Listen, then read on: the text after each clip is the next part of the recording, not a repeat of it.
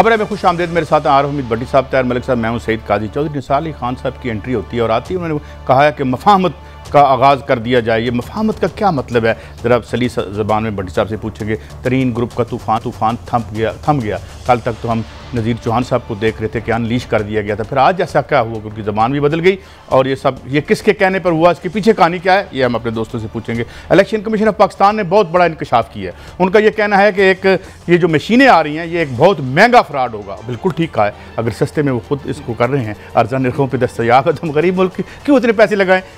इसकी बात करेंगे। इसके बाद माशी अदाद शुमार, तो हमेशा किसी ने कहा था कि एक झूठ होता है, एक सफ़ेद झूठ होता है और एक सरकारी आदाद शुमार, ये कहाँ तक दुरुस्त है, अपने दोस्तों से पूछेंगे। चौधरी साहब, भट्टी साहब, ये जो मत है, मेरा आपसे बड़ा सादा सवाल है, तो मफाहमत का फिर नीचे तक दायरा फैला दें। मिसाल के तौर पे आपके घर में डकैती हुई है तो डकैत को आपको साथ बिठाए और आपकी मफाहमत करवा दे, क्या ऐसे मतलब है? बिस्मिल्लाहिर्रहमानिर्रहीम। काजी साहब, चौधरी निसार का हुआ, बड़े बेआबरू हो के तेरे कूचे से हम निकले। 2.5 साल तक इन्हें अपने MPA याद नहीं आया और आज कहते हैं मैं MNA का इलेक्शन हारा नहीं, हरवाया गया हूँ। कल परसों अदालत में जाऊँगा। और शहबाज शरीफ के बारे में मफाहमत क्या है कि जो हमने अरबों खरबों रुपए लूटे हैं, हमसे उसका हिसाब ना लें, आप भी अपनी बारी लगा लें। मुझे बताएं, चौधरी निसार साहब ने जब छोड़ा मुस्लिम लीग नून को, एक MPA इनके साथ गया, 2 MNA गए, आज कितने MPA ने इनको रिसीव किया, कितने वुज़रा थे? ये चले कारतूस हैं। हाँ, एक बात यार, ये हमारे पास चले हुए कारतूस हैं जो दोबारा हमारे अवाम में चलाने। बता दूं आपको, हाँ जी, शहबाज शरीफ से इनकी 1-to-1 मुलाकात हो चुकी है, राब्ता हो चुका। अच्छा, क्या गुफ्तगू, आला गुफ्तगू हुई दरमियान में? आला गुफ्तगू हुई कि अब दोनों मिल के हम दोबारा जैसे पहले रोल अदा करते थे, नवाज शरीफ और मरियम को कॉर्नर करते हैं और फिर मफाहमत के जरिए इक़्तिदार में आते हैं। और चौधरी निसार की एक छोटी जी ख्वाहिश है, एक निक्की जी, हाँ, कि मैं वज़ीर आला पंजाब बन जाऊँ, लेकिन क्या कली सीट के नाल नहीं, इन हालात में तो नहीं बनते जो इन्होंने बारगेनिंग की है। आज तो अकेली सीट के साथ तो बंदे को वैगन वाला नहीं गाड़ी रोकता कि MP है भी कि नहीं है, झूठ बोल रहे हैं। स्टॉप पे फ्लाइंग कोच नहीं रुकती लारी अड्डे। लेकिन मैं आपको बताऊं, चौधरी निसार साहब से आने से सियासत से कोई फर्क नहीं पड़ेगा। हाँ, आपके दोस्त अपोजिशन लीडर शहबाज शरीफ के मुतरक होने से Maryam Nawaz, Pervez Rashid and company camp में मातम बिछ चुका है कि हमने 2 साल एस्टेब्लिशमेंट और अदलिया को गाली गलोच करके फायदा जो है वो शहबाज शरीफ उठा तो फायदा शहबाज शरीफ ला गया। कहते हैं सारी रात रोदरे से मोया। बट मैं भी एक आपको ऑब्जर्वेशन दे दूं, 2 खैर से अल्लाह ताला लंबी सेहत और जिंदगी दे मरियम साहिबा को और नवाज शरीफ साहब को। इन्होंने भी इन्होंने दीवा नहीं बलन देना। ये भी कोई ना कोई ऐसा काम करते रहेंगे कि शहबाज शरीफ साहब बेचारे माफी चाहता हूँ, फुटबॉल बने रहेंगे अपने भाई के बीच और पिंडी के बीच। देखिए, उनके भाई ना अपनी तमाम तर 2 साल एनर्जी लगा चुके हैं, अरबों रुपए लगा के, मौलाना फजलुर रहमान और जरदारी पे बेस करके।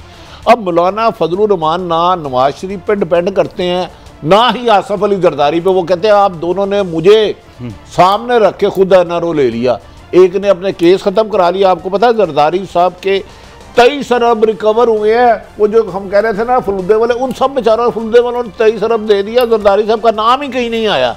ये NRO नहीं होता पाकिस्तान में।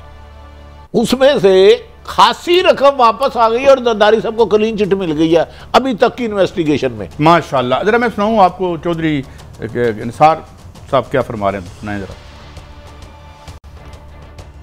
पहले कह चुका हूँ कि मैं किसी खेल का हिस्सा नहीं। मैं यही समझता हूँ कि इस मुल्क को मुफाहमत की जरूरत है। फिर भी ये कहूँगा इमरान खान को कि ठंडा करके खाएं, ठंडा करके खाएं। ठेके जो माजी में बिक चुके हैं उन पर आप भी चुप कर जाएं। आपके इर्द गिर्द है, क्यों केस खुलवा दिया आपने रिंग रोड का? तो ये एक अच्छी दुनिया चल रही थी, इसका ये मतलब मैं लूं। चौधरी निसार मायूसी के आलम में आए हैं। कल जब वज़ीर आज़म कोर कमेटी का इजलास बुलाया था और वज़ीर आला पंजाब भी कहते, उससे पहले उन्होंने जनरल फैज अली जफर और अटारनी जनरल से एक डिटेल मुलाकात की। और ये किसी को मैसेज था, मैंने नहीं पता किन्नू सी। चलें, मलिक साहब, ये जो एक दोरुखी है, आप खुद ही एहतसाब करते हो, खुद हमें बताते हो ये सारे फराडी हैं, ये चोर हैं, उसके बाद उनसे मफामत करते हो। पहले झूठ बोल रहे थे या आप बोल रहे हो? नहीं, मुस्तकिल है ना, देखें ना, वो चौधरी निसार हो जाए, ये अपना शहबाज बना ले, बड़ा इंटेलिजेंट मूव कर रहे हैं। अब तरीन ग्रुप का आप पे प्रेशर आया, वो अगली हमारा टॉपिक है, पता नहीं उनसे मुफाहमत हुई है या उनको सजा देनी है। आज ही आपने गुजरात को भी आपको याद है 10 अरब का आपने पैकेज दे दिया गुजरात तो काफली को संभालो। और सीएम पंजाब में जो डिस्कशन चल रही है उसमें क्या यही मुफाहमत है, मुफाहमत ये है, बल्कि अंदर की खबर ये कि उन्होंने कहा आप इस तरह मेरे पे प्रेशर डालो कि मुझे ऐसे बड़ा प्रेशर में आपको तरक्याती फंड देने का मौका मिल जाए। तो गेम तो सिंपली एक है, मैंने आपको 3 दिन पहले भी कहा था, ये जितनी भी मुफाहमत है ना, जो भट्टी साहब वाली बात है, मेरा हिस्सा मुझे दे दे। हमें ना अवाम अजीज़ है ना जमहूरियत अजीज़ है। मुझे बताया एक आम आदमी को चौधरी निसार अगर आज हलफ ले ले तो मुझे क्या मिलना था? मेरे बच्चों की फ़ीस कम हो जानी थी, मेरे आज शहर में ट्रैफिक बेहतर हो जानी थी, हमारे को घर में कोई अपना बिजली सस्ती हो जानी थी।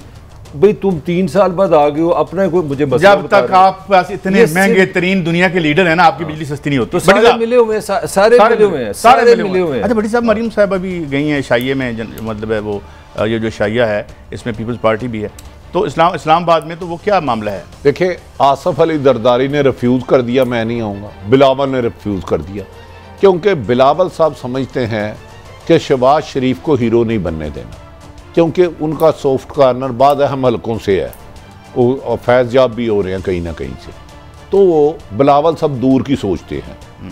मरियम नवाज साहबा आज मैं बता दूं किस मूड पे गई हैं। शहबाज शरीफ की बढ़ती हुई मकबूलियत या बढ़ते हुए राब्तों को कमजोर करने के लिए, रियासत के अंदर जो मकबूलियत है ना, बाहर केड़ी होनी है इंडोर या जलसे जुलूसों का दौर है। इस मौजूदा सिनेरियो में या पिछले 40 सालों से पाकिस्तान की सियासत में अवाम बिल्कुल बेमकसद है, इसका कोई रोल नहीं है स्वाय बयानात की हद तक। मरियम नवाज साहबा अपने ग्रुप को शहबाज शरीफ से हटके मुलाकात करके कहेंगी कि एस्टेब्लिशमेंट पर बरस पड़ो, और मैसेज क्या देंगी कि ये इशू उठाओ। आज इमरान खान साहब जो DGISI के दफ्तर गए हैं, इनका बजट ना बढ़ाया जाए। मैं इतनी बड़ी खबर, ISI का बजट ना बढ़ाया जाए। आज वजीर आज़म मोहतरम इमरान खान साहब ISI के विजिट पे गए, उनके साथ वो कमरजावेद बाजवा साहब भी थे, आर्मी चीफ, मिनिस्टर इंटीरियर और मिनिस्टर फिनांस भी। आपको पता आगे बजट आ रहा है और उसमें एक आर्मी का बजट होता है। अब ये नई शरारत कराई जाएगी कि आर्मी का बजट ना बढ़ाएं, बजट ना बढ़ाए, ताकि शहबाज शरीफ ने गारंटी दी थी कि मैं, अगर आप मुझे गोद लेंगे या मुझे साथ लेकर चलेंगे या मुझे मार्जिन देंगे, तो उन्होंने गारंटर हैं कि मरियम और नवाज शरीफ की जुबानबंदी शहबाज शरीफ की जिम्मेदारी है कराना। बट साहब, मैं अगर छोटी सी बात करूं तो आप बुरा तो नहीं बनाएंगे? मैं तो आप 3 करें, मैं बिल्कुल देखें, मरियम साहिबा की गारंटी को कबूल करना, तो पहले मैं अगर मुझे कबूल करवानी है तो मुझे पागल कुत्ते से कटवाएं। देखिए, उनकी कोई गारंटी, उनको ये नहीं पता होता कि वो कहना क्या चाह रही हैं। शीप एक्सटेम्परी बोलती हैं और ऑफ द कफ बाद में पता चलता है ये कह दिया। देखिए मलक साहब, मैंने तो जो खबर थी दे दी है। मरियम साहिबा का आप शेड्यूल निकाल लें, वहाँ किस किस से मुलाकात होगी, उसके बाद हकायक आपके सामने आ जाएंगे। बहाना शहबाज शरीफ का चाहिए। अगर शहबाज शरीफ और मरियम एक जैसी गुफ्तगू कर ले, आज शहबाज शरीफ कह दे कि खलाई मखलूक है, नवाज शरीफ को उन्होंने और लंदन में अटैक कराया, जिन्होंने जो नैब में नवाज शरीफ को मरवाना चाहते थे, जेल में मरवाना चाहते थे, नहीं तो शहबाज भी ये कह दे, नहीं कहेंगे, लिख के रख लें। उस बंदे की वीडियो आ गई है जिसने 35,000 रुपया नासिर भट्ट से लेना था। एक तो मैं कल ट्वीट भी की थी कि हर 2 नंबर बंदा जो वो लंदन फ्लैटा से गिरदी क्यों नजर आता है, क्योंकि यार फेरो है और भाई हर सिरा वहां निकलता है। अगर मेरे आप रूहानी उस्ताद है, आपकी वजह से मैंने पाकिस्तान में 4-5 कत्लों में आके मुझे PM हाउस में रहा, मेरे कत्ल के केस ख़त्म हो गए, मेरे दीगर संगीन मुलव्वस इल्ज़ामात में मैं बरी हो गया, तो इतना फ़र्ज तो है ना मैं आपकी खिदमत करूँ।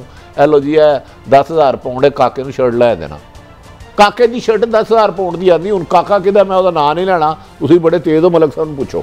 मलक साहब, ये सारे उधर ही जराइम पेशा लोगों के खुरे जाते हैं। नहीं, मेरा ख्याल है कि जो पिंडी रिंग रोड है उसमें भी नवाज शरीफ निकला है। नहीं, वहाँ पे भी इतने करीबी लोग। एक फर्क है। हाँ, क्या फर्क? उनको पकड़ा इमरान खान ने। अच्छा, इमरान खान ने अपने बंदे से इस्तीफा लिया और इमरान खान ने वो इंक्वायरी जो है इनिशिएट कराई, इत्थे आप मुलजम सन, चले जब इत्थे आप कराने वाले सन। अब मुझे बारी दे, ये फर्क है। ठीक है, आपने बात कर ली ना, जब इमरान खान साहब अपोजिशन में हो तो तब नवाज शरीफ की हुकूमत जो गलत करे कैप्टन जिम्मेदार है, वो नवाज शरीफ की करप्शन है। और अगर पीटीआई में जो करप्शन हो, नहीं सुन लेना, आपने अपना हक इस्तेमाल किया, मेरा हक मेरा। अब पीटीआई में जो करप्शन हो वो इमरान खान की खूबी है कि उसने करप्शन पकड़ लिया, वाह जी वाह। और राइट हैंड आदमी जो 24 घंटे उसके साथ हो, उस पर इतना बड़ा इल्जाम आ जाए। और अभी तक उन्होंने दूसरी रिपोर्ट क्यों नहीं आपको बताई? रिंग रोड पे एक रिपोर्ट आई है, दूसरी देखिए आप सिस्टम में बताया फर्क क्या है, मेरा आपसे ये सवाल है, फर्क क्या है मुझे ये बताएं। 24 घंटे एक जराइम पेशा बंदा नवाज शरीफ के साथ नजर आए, बराबर है कि अपने राइट हैंड मैन को और अपने फाइनेंस को हथकड़ियां लगवाने पर वो चला जाए, ये दोनों चीजें बराबर हैं। मैंने मान लिया, let's leave the scene to the people who are watching, मतलब ये बराबर है। अच्छा हाँ, बट साहब ये तरीन वाला जो मामला था, ये तरीन साहब को क्या पिंडी से इशारा मिला था कि पढ़ जाएं? तरीन साहब समझदार है, जीरक सियासतदान है, इशारे के बाद मामला हुआ। दूसरी बात मैं कह रहा हूं, ये मामला ख़त्म नहीं हुआ। आज मेरे पीटीआई के 5-6 दोस्तों से बात हुई, जो तरीन ग्रुप के नहीं, पीटीआई के। अब वो मैं आपको एक बात बताऊंगा, वो क्या कह रहे थे, कहते काश असी भी 2-4 गालां कढ़ लेंदे, साढ़े कहते भी ट्रांसफर पोस्टिंग से तरक्याती फंड मिल जाते। अब ये देखें, उन्होंने थोड़ा सा दबाव डाला, उन्हें मिला, उन्हें तरक्याती फंड की इतनी रकम है जो मैं बता नहीं सकता। ट्रांसफर पहला डीपीओ लोधरा लग चुका है, लोधरा लग चुका है, जूनियर मोस्ट तरीन आदमी, तोसा का वैसे वो रहने वाला है, रिहाइश तो कहीं भी हो सकती है, आप चकवाल के, मैं लाहौर का हूँ, ये मलक साहब भी लाहौर के है। तो कादी साहब वो जो इमरान खान के साथ थे, वो कह रहे हैं कि हम भी तरीन ग्रुप के जाके 2-4 बुरा भला कह लेते तो आज हमें भी फंड मिल जाते, जैसे परवेज लाई साहब को। यार कादी साहब, अवाम कहाँ है? ये मुझे बताएं, तो भट्टी साहब ये ब्लैकमेलिंग ना होगी सीधी सीधी, तो आप हो गए ब्लैक। नहीं, एक मिनट मुझे बात, आपका फिर स्टैंड नहीं, बात भट्टी साहब, इस मुल्क में हुक्मरानी का और तरीका क्या है? ए बैक है इत्थे ठेके वंडने, ए बैक है चोरों को अपने साथ लाना। ये सारी वारदात से क्या एक्सपोज हुआ है कि यहाँ हुक्मरानी करने के लिए खुद खाओ और इनको खिलाओ। 35 साल ही करते हैं। इमरान थोड़ा सा हटके गया है तो पता चला जनाब दी गवर्नमेंट जा रही है। क्या हटके गया ना कि अपने साथी को, और मुझे बताएं, मनशा बम को शहबाज शरीफ ने पकड़वाना था, मुझे बताएं, खोखरों को पकड़वाना था जिनसे पैसे ले रहे थे, तो सारे निकल। यार छोड़ो ना यार, बराबर ना, पैरेलल ना ड्रा करें, पैरेलल। इसका मतलब ये साबित हो गया कि माल खिलाओ, पहले अवाम को लूटो और माल खिलाओ। जो नवाज शरीफ डॉक्ट्रिन है, जो शहबाज शरीफ डॉक्ट्रिन है, जो जियाउल हक डॉक्ट्रिन है, उस पर अगर इमरान नहीं चलेगा तो बाहर निकल जाएगा। तो भट्टी साहब ने क्या बताया? भट्टी साहब ने यही बताया कि एमपी अब कह रहे हैं कि मैंने, अगर यार मैं भी वही बात, मैं वही बात करूं, मैं आपकी अजीम तारीख और रवायात में वुज़रा, भट्टी साहब इस वक्त खैर जना पीटीए के वुज़रा इस वक्त ये डिस्कशन कर रहे हैं कि हमारा जो बजट है ना, वो जैसे येलो लाइट होती है ना, वो रेड भी हो सकता है, ग्रीन भी हो सकता है। हमारी हुकूमत किसी टाइम, यार मेरा सवाल बीच में रह गया, मुझे ये बताएं भट्टी साहब, क्या इस मुल्क और रियासत के पैसे खिलाए बगैर हम इस नवाज शरीफ डॉक्ट्रिन से निकल सकते हैं या नहीं? देखिए, नवाज शरीफ और पीपल्स पार्टी की मसल्लत अवाम पर रहने का टर्नओवर कमो बेशतर 30 साल, इससे भी ज्यादा होगा। और कीता की उन्होंने इस कमीशन खा देखवाए, इस एक बन के कुछ अच्छे लोग भी हैं, लेकिन ज्यादातर शरफ के डालने में ज्यादातर माफिया है, ठीक है। हाँ। लेकिन इमरान खान सब इन सारे सियासतदानों से हटके आए थे, तब्दीली का नाम लेकर आए थे। नहीं, मेरी अर्ज सुन, रिश्तेदारी तो नहीं, डिफेंड करते फिर। अगर मुझे हुक्म करेगा तो बात। हाँ जी। उन्होंने कहा था मैं तब्दीली लाऊंगा और मैं लूटा हुआ माल वापस लूंगा, गुड गवर्नेंस दूंगा, सियासत से इदारों को पाक करूंगा। मेरे ख्याल में उनके कुछ नाअहल दोस्त उनको कामयाब नहीं हो सके, मेरा ख्याल है। पप्पू ने रिजाइन तो दे दिया।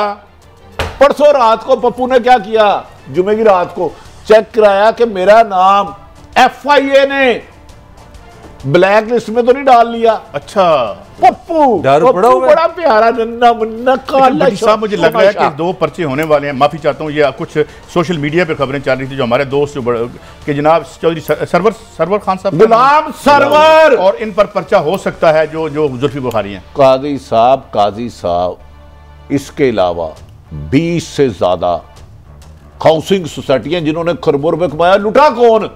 आपने कहा चल सस्ता प्लाट मिल रहा है, मलक साहब ने कहा मैंने मिला, हमने इधर उधर से पैसे इकट्ठे किए, 5 लाख दे दिए, अरबों रुपए ले गए हैं। भट्टी साहब सुन ले 131 अरब रुपए का बिजनेस हुआ है अभी मोटर बनी नहीं, अभी रिंग रोड बनी नहीं, 131 अरब से ज्यादा। अब बताएं, उधर 2 ग्रुप बन गए हैं पिंडी, दोनों ही ये है रियल स्टेट के टाइकून जिन, और इतनी दिहाड़ियां आपके भाइयों की भी लग रही हैं। आय हाय हाय, यानी कि साफी भाइयों की सूचल साड़ी न लवाना। चलो खैर कोई गल नहीं, सीएनजी ठीक है। कहता गुनाह कर उस जगह खुदा ना हो जिस जगह, या वो जगह बता जहां खुदा ना हो। अच्छा काई साहब, इसमें ही है कि खबरें ये है कि 2 रिपोर्ट्स हैं, जो एक रिपोर्ट तो जो कैप्टन साहब की दो रिपोर्ट है ना, दूसरी रिपोर्ट नहीं अभी तक ऑफिशियली नहीं अनाउंस हुई, उसमें नाम है कुछ वजीरों के, जिस तरह जुल्फी बुखारी का। भाई 2 दर्जन से ज्यादा हैं, 18 MNMP। देखिए जी, वहाँ का जो वशफाक क्या नाम है जिसको तब्दील किया, उसने आके मिस रिप्रेजेंटेशन की, इमरान खान से गलत बयानी की, उसके बाद उन्होंने उसकी तफ्तीश करवाई, तफ्तीश के बाद इमरान खान ने उसको पकड़ा, ये खबरें बाहर आ गई हैं, उसके बाद उसको सीट से हटाया, उसके बाद जुल्फी बुखारी को कहा कि तुम इस्तीफा दो, उसको भेजा। यार these are the facts, these are stated facts. हाँ उसमें मिनिस्टर हैं की हो ऐसी 2018 के इलेक्शन में इनकलाब आ गया था यहाँ पे, वही फराडी है जिन्हें पीछे बढ़ाए सन, जेडे तुसी पाले सन, मेरा भी वो ये के आदि सब ये तो इमरान ने कहा गया वो डिफरेंस कादी साहब होना जरूरत होती है, मुझे क्यों निकाला। मुबैना तौर पर जो मिनिस्टर हवाबाजी हैं गुलाम सरवर साहब, उनके बेटे का बहुत ज्यादा नाम आ रहा है।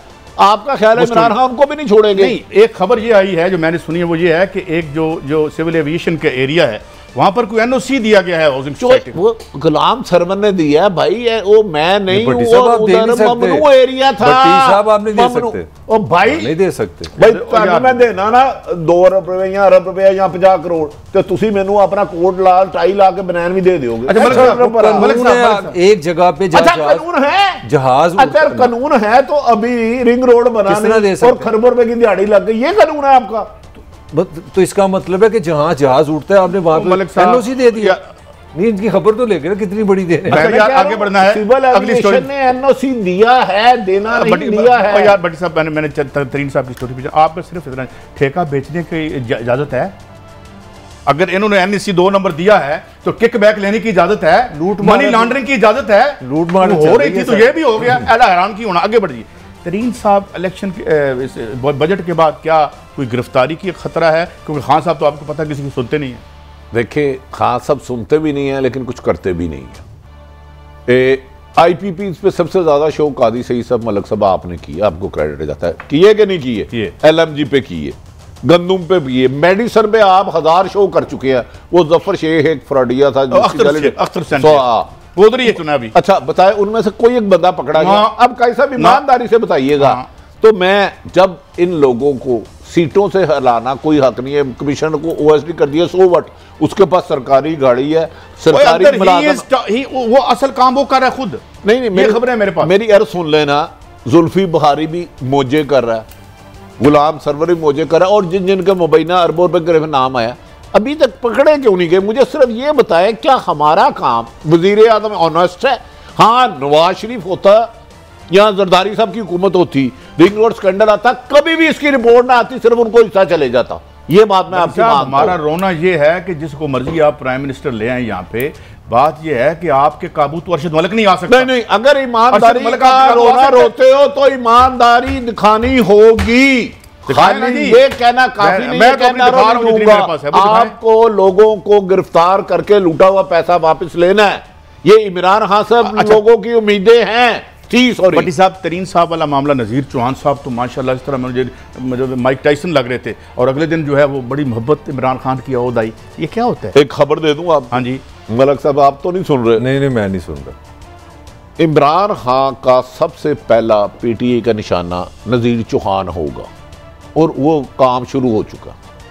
नज़ीर चौहान एक प्रॉपर्टी डीलर है ना बेसिकली? यार मुझे नहीं पता, मैं प्रॉपर्टी डीलर MPA है, जिनकी वजह से जिन्होंने वज़ीर आला पंजाब जो भी मंत्री उसमें वोट दिया था, उसी प्रॉपर्टी डीलर का वोट भी होता है ना। वोट दरअसल इमाम मस्जिद का भी एक होता है, डाकू का भी एक होता है, जज का भी एक होता है, चोर का भी एक होता है, मदई का भी एक होता है, मुलजम का भी होता है, किसान का भी होता है। वोट डब्बे से एक ही निकलता है। नहीं भट्टी साहब, वो टारगेट पे आ गया आपका मतलब निशान? मैं कह रहा हूं उस पे काम शुरू हो गया। एक मिनट यार, क्या उनकी इंक्वायरी को खुल गई है? यार खुली नहीं, जैसे ही बजट पास होगा, जिन्होंने बहुत ज्यादा अग्रेसिव रोल अदा किया है, उनके खिलाफ इमरान खान साहब ने कल भी जो मीटिंग की है, इनमें कुछ लोगों के नाम डिस्कस हुए हैं। मैं इससे ज़्यादा आगे खबर नहीं दे सकता।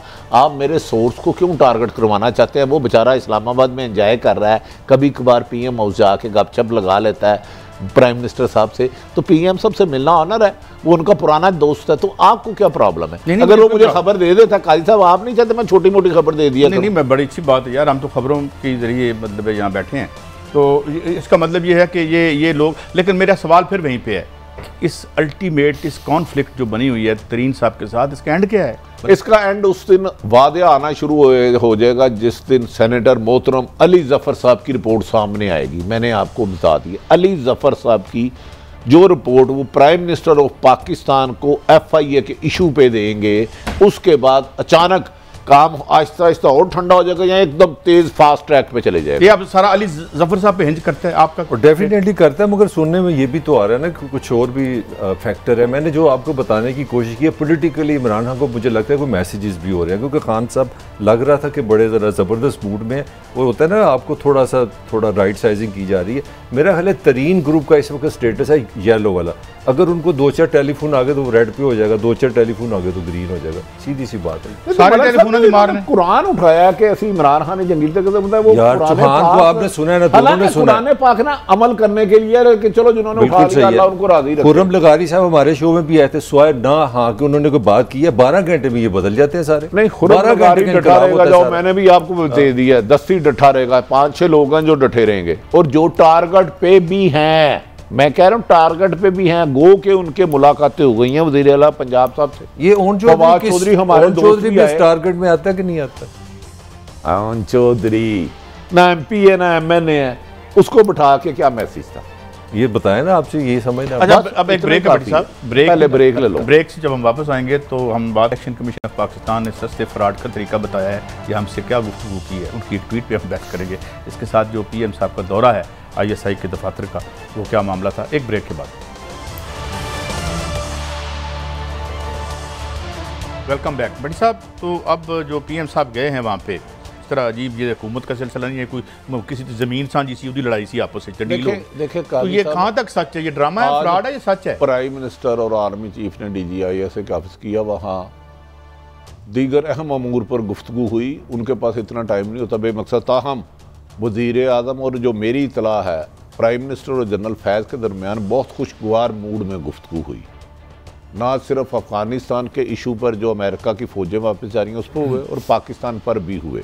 और मेरी इतला है कि वज़ीर आज़म ने वादिया तौर पर कहा है कि ना मैंने किसी को रियायत दी थी ना दूंगा, लेकिन हाँ इस मुलाकात के बाद लोग जो इख्तलाफात की पर जश्न मना रहे थे उन्हें मातम हो गई, उनके सफ़ा मातम बिछ गए। मैं एक सवाल आपसे करना चाहता हूँ, दो करना। किस यकीन से कहा था राना सनाउल्लाह साहब ने, मैं वो लफ्ज़ दोहराना नहीं चाहता, एक फजूल सी बात की थी उन्होंने कि अब जितना जोर लगा लें अब वो बाहर जाएं, तो क्या कोई डील की तरफ इशारा कर रहे थे उस वक्त? नहीं, बाद में देखिए बात का नाम मैं नहीं लूंगा, बात तो चली हुई है, बात तो सच है, मगर बात रसवाई की। मैं ये इस सच से मैं लेकिन विच जिहड़ा ओ अपना इमरान खान साहब ने मतलब है कि सारा भांडा फोड़ दिया, फिर इसका मतलब ये है? नहीं, खान साहब ने, मेरी इतला है जो उन्हें मैसेज मिला था कि शहबाज साहब को जाने दे, किसने दिया था ये मुझसे ना पूछिएगा, उन्होंने कहा कि ये पड़ी है हुकूमत, गो के हुकूमत छोड़नी नहीं, उन्होंने ये भी मैं बता रहा हूँ, उन्होंने कहा नहीं नहीं नहीं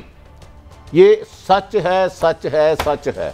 देखिए इमरान खान जब वज़ीर आज़म होता है उस पर बैरूनी दबाव भी आता है, अंदरूनी भी आता है, दोस्तों का भी आता है, अपोजिशन का भी आता है, अदारों का भी आता है, बहुत चीज़ें आती हैं, लेकिन end of the day chief executive मुल्क के वज़ीर आज़म होते हैं। अब इम्तहान है वज़ीर आज़म का कि मेरे अभी तक इम्तहान है कि वो डटे हुए हैं, लेकिन मुझे अफसोस ये है कि ये रिपोर्टों से आगे क्यों नहीं जाते, इन बंदों को पकड़ के लितर मार के, जो आप कहते हैं कि साइकिल चोर वाले मुल्ज़िमों के साथ इनके साथ सलूक होना चाहिए, किसी बेगुनाह के साथ नहीं होना चाहिए कतल, लेकिन जो यार रेड हैंडल्स पकड़े गए इनसे तो पैसे वापस ले लें। बड़ी साहब वो तो फिर है, आपकी बात बिल्कुल दुरुस्त है। मैं आपसे मेरी खबर ये है कि ये जो आपने बात की है ना, ये बात है कि वो किसी बात पे भी he is ready to leave any moment. Agreed. वो ये कहते हैं कि, और मैंने उनके जो करीबी दोस्तों से मेरी बात हुई है जिनके साथ वो क्रिकेट भी खेलते रहे किसी ज़माने में, तो वो ये कहते हैं कि भाई एक बात हम उसको बता सकते हैं, उन्हें प्रेशर कोई नहीं जलाना, क्योंकि ना उन्हें माल बनाया है ज़ाती तौर पर, ना उसको कोई माल का प्रॉब्लम रहा है ज़िंदगी भर।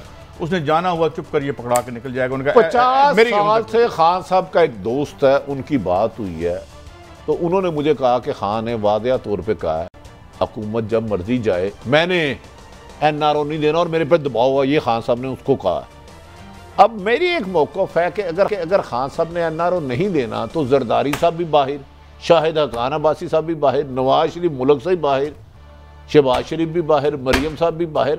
अब पीपल्स पार्टी और नून लीग की क़यादत में एक ख्वाजा आसफ और एक खुर्शीद शाह, दो के अलावा अंदर कौन है? और इन लीडरों से रिकवरी क्यों नहीं? बात यह है कि यहाँ का एक वीक लीगल सिस्टम है, प्रोसिक्यूशन बड़ी वीक है, और यहाँ पर जिन लोगों को आपने हाथ डाला है वो 30 साल से नोट जमा कर कर 2 नंबर अपॉइंटमेंट्स करके मेरी आज हाथ डालेंगे उनको। मेरी नैब इमरान हाई कोर्ट के मेंबर तो नहीं है ना, जज तो नहीं है ना। एग्रीड। देखिए हाई कोर्ट तो फिर अदालतें तो अपनी मर्जी है ना, उन्होंने एक दिन में फैसला दे दिया, वो तो भाई उन्हें तो हम कुछ नहीं कह सकते। कहा जा रहा है कि अब नवाज शरीफ रिलीफ देने के लिए इस्लामाबाद हाई कोर्ट भी जा रहे हैं कि मेरी सजाएं माफ करो। लेकिन दूसरी तरफ काजी साहब, आज मेरी नैब के आला हुकाम से बात हुई, उन्होंने कहा रोजाना जाते हैं, जज ही कोई नहीं है। अब बताएं 120 अदालतों का, नैब अदालतों का जज ही कोई नहीं है। प्राइम मिनिस्टर साहब ने अनाउंस किया था, वो क्यों नहीं बनी? अगर आप नैब है तो आप जाते हैं, जज है ही कोई नहीं, रोजाना हेयरिंग ही नहीं हो रही तो सजा कैसे होगी? लेकिन ये भी नुक्ता हमें सामने रखना है नैब का, ये वैलिड नुक्ता मेरा भी है ना। 3 साल आपको हुकूमत करते हो गए और आप अभी तक एक ही नैरेटिव पे खड़े, मैं NRO नहीं दूंगा, अभी तक गागे की चल रहा है भाई। अब तो ये पॉइंट बनता था मेरे आने से कि आप चीनी मैंने यहाँ से यहाँ आ गई, कनक यहाँ से कहाँ आ गई, बेरोजगारी यहाँ। अब तो परफॉर्मेंस का टाइम था। मुझे बताएं इमरान किसने अफोर्ड कर सकता है NRO को बाहर निकाल दे? पहली पॉइंट। दूसरा पॉइंट है इमरान खान को इस बात का 100% पता है कि इस मुल्क के पास अल्टरनेटिव नहीं है। इस मुल्क के बताए क्या ऑप्शन है आपके पास? आप निकाल दें उसको। मुझे मैं चले मैं आपको ताकत देता हूँ हाइपोथेटिकली, आप इमरान खान को अभी इस्लामाबाद से निकाल दें, कोई रास्ता तो इमरान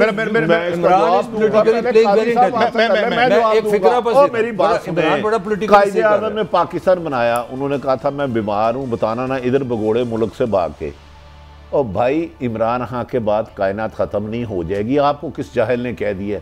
इधर बहुत दूसरे हो गया है ना एक कब्रस्तान, ओ मेरा सुल्तान कितने, उन्हें क्या माँ थे कई सुल्तान पे देने, एंड कोई नहीं होता। अगर आप ये कहे ना सियासी मजबूरियाँ होती हैं, हिकमत अमली, मैं तो हर मजबूरियाँ नहीं, मैं इसको NRO ही कहता हूँ टू बी फ्रैंक, लेकिन लास्ट ऑप्शन ना खान नहीं है। खुदा ना पाकिस्तान इतना अपाहज है। इमरान खान सब 23 में भी कामयाब हो, 28 तक रहे, मुझे नहीं एतराज, लेकिन बज़ाहिर मौजूदा सिनारियों में ऐसे लग रहा है अल्टरनेट नहीं है, लेकिन अल्टरनेट होते हुए 1 मिनट लगता है। मेरा एक सवाल आपसे, बड़ा दर्दमंदाना सवाल है, कब तक मेरे हाईएस्ट ऑफिस के होल्डर जो हैं वो मनी लॉन्ड्रर्स को सलूट करते रहेंगे?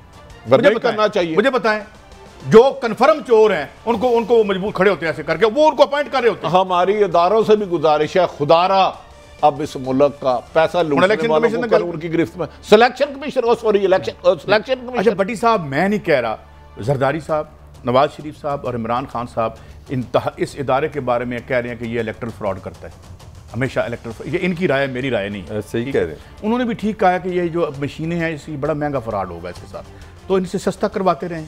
आपने तो बहुत सारी स्टोरीज दी हैं, अगर अर्जा नरखों पे फ्रॉड दस्तियाब है बाजार से बारायत, तो हमें क्या जरूरत है महंगा करने की? वो आपको रिटेल पे फ्रॉड करके देते हैं। वो कह रहे हैं होलसेल मार्केट की तरफ ना जाओ। और भाई जब से तुम आए हो 70 के बाद हर इलेक्शन में धांधली, और ये वाहिद selection commission, sorry election commission है जो इलेक्शन इस्लाहात पे रुकावट डाल रहा है। कितने बदनसीब हैं यार के बेहतरी की तरफ इमरान खान की ना माने अपोजिशन बात। मेरी एक बार सुन ले काजी साहब, इस मुल्क में 1000 इलेक्शन का भी कोई फायदा नहीं जब तक साफ और शफाफ ना हुआ। उसके लिए इलेक्शन इस्लाहत लानी पड़ेगी। अपोजिशन ले जाए, अपने IT के एक्सपर्ट ले जाए, अपने आईनी माहिरीन ले जाए, हुकूमत के साथ बैठ के ऐसे इलेक्ट्रॉनिक रिफॉर्म लगाए। अगर एक थंब पे आपको सिम मिल सकती है, आपका डिजिटल ID कार्ड बन सकता है, पासपोर्ट बन सकता है, आप मोबाइल सिम ले सकते, तो इस इलेक्शन आप चाहते हैं इलेक्शन कमीशन की दुकान ना बंद हो, आप उनको थोड़ा सा सॉफ्ट कॉर्नर। आपको मैं एक बात बताऊं,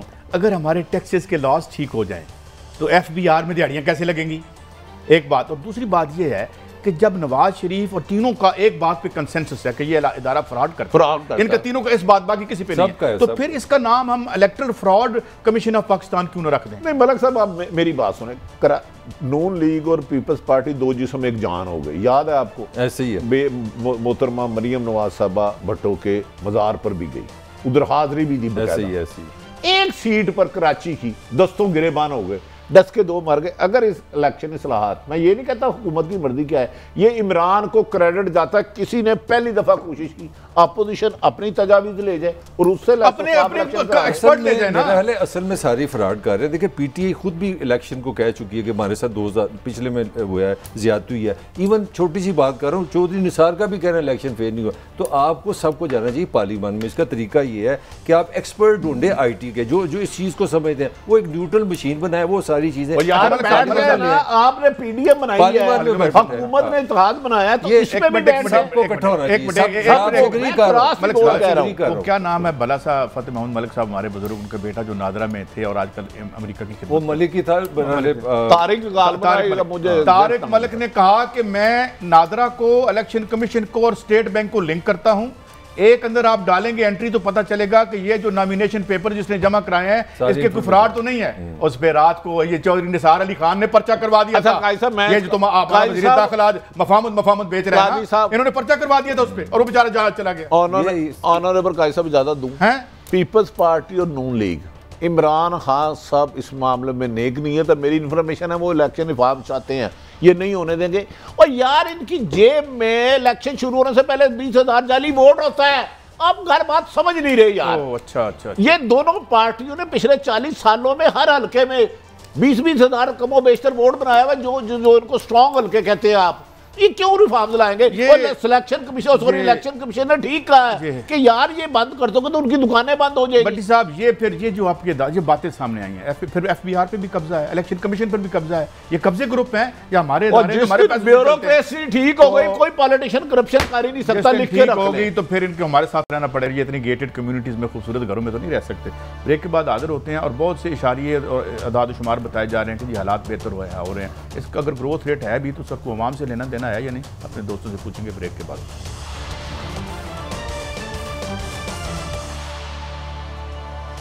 वेलकम बैक। भट्टी साहब, कुछ गुफ्तगू थी आपकी हुई गालिबन फवाद चौधरी साहब से? नहीं काजी साहब, मैं और तुराब साहब आ रहे थे इस्लामाबाद से, तो वो वफाकी वज़ीर इत्तलात फवाद चौधरी और शहबाज गिल हमारे दोस्तों में वहाँ मिल गए। तो वैसे गपशप लग रही थी, तो मैंने उन्हें मलिक साहब एक गुजारिश की, मैं कहा जी इमरान खान साहब का बहुत क्रेडिट है, उन्होंने बहुत लोगों को एक्सपोज किया है। आप इलेक्शन इस्लाहात भी लाते हैं तो रोज़ाना जो TV की रेटिंग आती है, आपके 5 साल बाद डाके पड़ते हैं, हमारे रोज़ाना पड़ता है। तो इसको इलेक्ट्रिक रिफॉर्म्स ले आए, कम से कम बेशतर 5 कंपनियाँ कर दें, या जैसे इंटरनेशनल इसका म्यार है, इसे लाइव रेटिंग करा दे। तो उन्होंने, मैंने उनसे गुजारिश की, मैंने कहा था कि हम नहीं कहते कर हम, मैंने कहा जी इसको शफाफ करा दें। इसके खिलाफ एक्सप्रेस पे प्रोग्राम चल चुका है, न्यू पे चल चुका है, 92 पे चल चुका है, साकर निसार की कोर्ट में इसको फ्रॉड करार दिया गया। तो इसको मेहरबानी करके सिर्फ और सिर्फ शफाफ करा दें, लाइव रेटिंग। उन्होंने कहा था दूसरा, हमारे दोस्त उधर शहबाज गिल भी थे, शहबाज गिल साहब का एक शिकवा था और मुनासिब था, शहबाज गिल साहब आप हमारे भाई हैं, वो जो सोशल मीडिया की थी उसे मैंने ठीक करा दिया। इंसान अपनी गलतियों से इस्लाह करता है और आपका शिकवा ठीक था। तो मुझे यकीन है कि वज़ीर-ए-आज़म पाकिस्तान जो ये रेटिंग है, अच्छा शहबाज गिल साहब भी कह रहे थे कि इसमें मैनिपुलेशन है। ये सारी दुनिया को पता है। फवाद चौधरी साहब खुद माशाल्लाह प्रोग्राम करते रहे हैं, तो मुझे यकीन है शहबाज गिल और फवाद चौधरी साहब वज़ीर-ए-आज़म पाकिस्तान को ये कहेंगे कि भाई 5 साल बाद जिसमें लड़ाई झगड़ा होता है, रोज़ाना 22 करोड़ आवाम के हक पर अगर डाका पड़ रहा है, तो उसको शफाफ करा दिया जाए, उसको कंपनियां मजीद शामिल कर दी जाए और उसकी डिजिटल रेटिंग आ जाए, लाइव उसकी मॉनिटरिंग हो जाए, इतराज ना करे, उसकी मॉनिटरिंग हो जाए। हाँ, जैसे उन्होंने कहा था उसका फॉरेंसिक ऑडिट कराया जाए, वो करा ले, अच्छी बात है। यही है ना कि जो जाली आरा को मुसल्लत करना है वो फिर वो तो नहीं हो सकेगी। तो मीडिया इसके बगैर क्रेडिबल हो ही नहीं सकता, सच बात ही नहीं कर सकते जब तक हमने। अच्छा मलिक साहब, टाइम कम है, ये मईशत के हवाले से बहुत रोजी पिक्चर पेंट कर रहे हैं जो गवर्नमेंट है। काजी साहब, आपका सवाल मैं समझ गया। यहाँ पे ये कोई, मैं PTI की हुकूमत पे तनकीद नहीं करना। 70 साल से हमारे जो बाबू है ना, ये हुकूमतों के एजेंट बन के ना अजीबो गरीब अल्फाजों का खेल खेलते हैं। खड़े खड़े, आप भी थोड़े बहुत कॉमन सेंस रखने वाले हम लोग हैं, 10-15 काफी रखते हैं, थोड़े बहुत। मैं थोड़ी उधार ले लेता हूँ, आज ही से बात कर रहा हूँ। एक हफ्ते में इन्होंने 4 पाकिस्तान की जीडीपी ग्रोथ कर दी है, वो पता नहीं क्या जादू किया है, एकदम इन्होंने 400-500 पर कैपिटा बढ़ा दिया। अब सवाल ये है समझने वाला, आपका अपना स्टेट बैंक पाकिस्तान का कह रहा है 2.9% ग्रोथ है हमारी, ठीक है। वर्ल्ड बैंक, चलो हम ये नहीं कहते कि पाकिस्तान का बैंक है, इंटरनेशनल इदारा 1.5 कह रहा है, हमने 4 कर दिए। अब फैक्ट्स इसके साथ जो दूसरे हमारे पास अदादोशुमार है वो इस हुकूमत के मैं थोड़े से कारनामे आपसे शेयर कर लेता हूँ, वो भी आप सामने रख ले। 3% आपने फी का आमदनी कम कर दी है, 2 करोड़ पाकिस्तानी मजीद गुर्बत का, मजीद रिलीज गुर्बत और नीचे चला गया, बिलो पॉवर्टी। 50 लाख आपने अनएम्प्लॉयड लोग ऐड कर दिए। मेरा आर्गूमेंट जो सिंपल ये है कि पाकिस्तान की इकॉनमी आम आदमी की इकॉनमी अदादो शुमार नहीं है, उसका मसला उसको रोज़गार मिल जाए, महंगाई कंट्रोल कर दें, आप उसकी ज़िंदगी थोड़ी बेहतर कर दें, ज़ीरो परफॉर्मेंस। आगे सुन लें, इतना शोर इन्होंने डाला, आजकल कैंपेन चलाई है इस हुकूमत ने 4%। इनके अपने जो FIR एंड पे हो गई हैं वो ये है 300 अरब का डाका है, टीका कह लें या स्कैंडल कह लें अद्वियात में, 1000 अरब रुपए का यही टीका है गंदम में, 5000 अरब का है बिजली में। ये कौन साहब देगा? आप जरा कैलकुलेट कर लें, 7-8 हज़ार अरब रुपया आपने वहाँ से खींचा है 2-3 साल में। तो मुझे पता है कौन सी इकॉनमी, कौन सी बेहतरी है। आप दूसरी चलिए, तो इसके बाद जो निजकारी का जो फेलियर था, जो मुस्लिम लीग नून ने 100 हमारे यूनिट्स जो बेचे थे, वहाँ पे रियल एस्टेट बन के हाउसिंग सोसाइटियाँ बन गई, यही उस तबाही पर तो इनको क्यों कंटिन्यू है इसको बच्चे। मैं बताऊँ, GDP के गोरख धंधे को छोड़ें, जब ये कह रहे थे ना ग्रोथ रेट GDP इतना बढ़ गया है, मैंने 3 दर्जन जिनकी 25,000 से कम सैलरी है उन लोगों से जाके घरों में मिला हूँ, छोटे छोटे घरों में, खुदा की कसम वो रोते हैं, कहते हैं 12 रुपए की एक रोटी हो गई है, छोटी सी दुकान खोके पे 50 रुपए की दाल और सब्जी की प्लेट है, अगर एक बंदा 3 रोटियां खाए 36 रुपए की, 86 रुपए हो गए, 3 टाइम ये खाए, वो 2 वक्त की रोटी नहीं खा सकते। मगर बात यह है कि ये ग्रोथ रेट जो है हर दौर में उसका कैरेक्टर मुख्तलिफ होता है, ग्रोथ रेट ऊपर हो या नीचे हो, इस मुल्क के अवाम की जो फलाह है उससे उसका कुछ लेना देना नहीं है। इस पर कभी फिर तफसील से बात करेंगे। बहरहाल अवाम की हालत पहले भी ख़राब थी, अब भी ख़राब है, बेहतर तभी हो सकती है जब आप इन अपने फरसूदा माशी नज़रियात को तब्दील करेंगे। इजाज़त दें, कल फिर हाज़िर होंगे। अल्लाह हाफ़िज़।